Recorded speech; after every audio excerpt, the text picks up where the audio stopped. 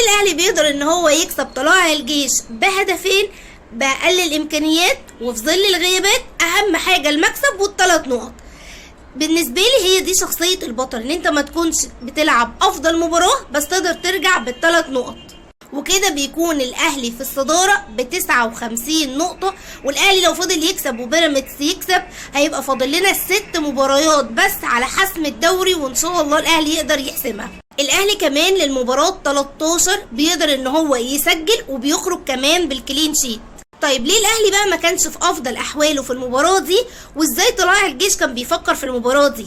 هتلاقي ان طلائع الجيش في بدايه المباراه بص كان بيضغط على الاهلي ب3 لاعبين، واوقات كانت بتوصل ل4 لاعبين، وبيحاول ان هو يحرم الاهلي من بناء اللعب. هو ما قدرش يحافظ عليها لوقت طويل، وده طبيعي جدا، مش هتقدر تعمل على الاهلي ده لوقت طويل، ولكن هو كان بيحاول يعمل زي ما انتم شايفين كده، عارف اللونج باص لمحمود وادي زي اللي عملها كده في الدقيقه الثانيه، وزي اللي كان بيحاول يعملها في الدقيقه الرابعه. يمكن هي وقعت من ايد مصطفى شوبير وبعد كده شكلت خطوره، وبنفس الفكره كده كانت عنده تسديده في الدقيقه 34. وهذه الافكار اللي كان بيحاول يعملها طلائع الجيش في المباراه، وخصوصا الشوط الاولاني. لكن بصراحه من بعد الهدف الاهلي في الشوط الثاني طلائع تقريبا ما ظهرش غير في كوره او كورتين كمان. مشاكل الاهلي الشوط الاولاني كانت في فكره ان انت عندك 9 لاعبين من القوام الاساسي مش بيلعبوا او غايبين، اجهادات بقى على ان انت مريحهم على اصابات، وده كان مخلي فيه عدم تجانس. انت المباراه اللي فاتت لما غيرت 2 او 3 بس التشكيله كلها كامله، ده مش هيأثر غير لما تغير 9 لاعبين مره واحده. فانت الشوط الاولاني كلها بعنوان الباصه لمين، يعني الكوره دي انت هتباصيها لمين.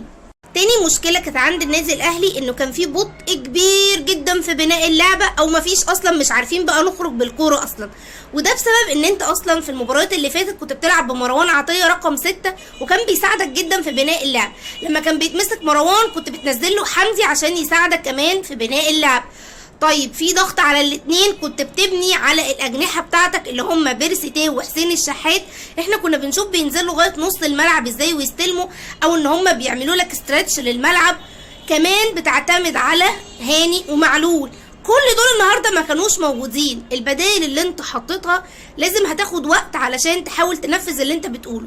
كمان النهارده اللي ساعد على كده انه قفشه والسوليه انت بتلاقيهم في حضن الدفاع، يعني جابه كبيره جدا ما بين نص الملعب وما بين الهجوم، وهم رامين نفسهم قدام. طب لما كلنا هنرمي نفسنا قدام مين هيمرر لنا بقى الكوره؟ لدرجه ان انت بتشوف عبد القادر نازل لغايه نص الملعب علشان يحاول ان هو يستلم، زي الكوره دي اللي هو عملها لشريف لونج باص بس المدافع شال. الحاجه الثالثه كمان اللي كان بينفذها كولر في المباريات اللي فاتت هي ازاي انت كنت بتضغط على دفاعات الخصم، وحتى لو الكوره اتقطعت انت بترجع تاني تاخدها في السكند بول، زي شفناها كده الماتش اللي فات لما حمدي فتحي ضغط وقدر عبد القادر يجيب منها. المره دي برده كانت موجوده، زي هتلاقيه كده في الدقيقه 12 السوليه قطع وفعلا اخد السكند بول واتحرك، بس للاسف بنتيجه عدم التجانس ما قدرش تترجم الفرصه دي. لكن مع بدايه بقى الشوط الثاني كولر اللي هو فوقوا اصحوا كده، احنا عايزين نطلع كسبانين ونحافظ على سلسله اللا هزيمه والكلين شيت، ومن غلطه للحارس وبرده الضغط الكبير اللي عامله السوليه، والسوليه قدر ان هو يبصيها لقفشه، وتحس ان المدافعين الطلائع سابوه بقى. فقفشه طبعا النهارده الجمعه ووالد قفشه طبعا ربنا يخليه له في المباراه، فقال لك والله ما انا مزعلكم، وهوب صاروخ جبنا الجون الاولاني. ومن بعدها المباراه اتسهلت بشكل افضل كده على الاهلي، وتحس ان الطلائع رمت الفوطه وهم كمان في المركز ال17، وموقفهم كمان صعب جدا في الدوري. بعدين في الدقيقه 86 الكوره الوحيده بقى اللي اتنفذت صح، اللي هي بتتنفذ بقى طول الوقت، انت بتلاقي طاهر قطع وابتدى ان هو يلعب الكوره، وهتلاقي بص جوه مين قاطع كهربا، وقفشه اللي هو مكانه كان بيبقى حمدي فتحي هو اللي داخل وشطها، وفي الاخر طبعا هم طلعوها عملوا منها ضربه الجزاء اللي قدر طبعا عمرو السوليه انه يسجلها. ونفس الفكره دي اتعملت في اخر المباراه برده، طاهر حاول انه يقطم، بس المره دي السوليه هو اللي كان موجود زي ما احنا شايفينه، وبوم حاول ان هو يشوطها بس ما قدرش ان هو يسجلها. الحاجه الرابعه طبعا ان انت جوده اللاعبين عندك بتختلف اكيد، يعني علي معلول ده جودته في حته تانية لوحده. النهارده محمد اشرف في اكتر من كوره مش ده افضل تصرف كان ممكن يتصرفه. الكوره الوحيده اللي رفعها او الباص اللي رفعه كانت الكوره دي اللي هي ما قدرش شريف ان هو يتصرف فيها علشان كان المدافع وراه، وهكذا بقى الاكتر من لاعب كان موجود، وهو ده اللي طبيعي بيفرق ما بين لاعب وعن التاني. وبرغم كل اللي قلناه ان النهارده كولر كان عنده مكاسب، انت النهارده بتدي لبرونو سافيو عودا حميدا والله وحشتني وسطنا.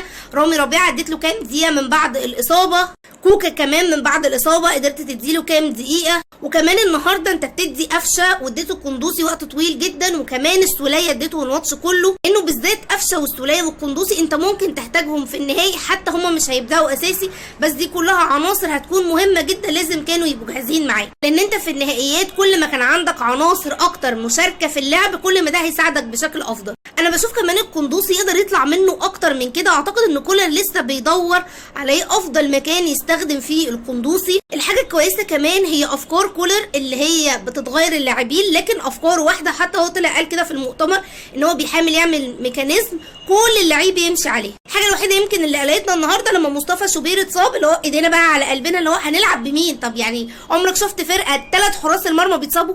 قولوا لي كده بقى رايكم في المباراه ومين شايفينه نجم المباراه.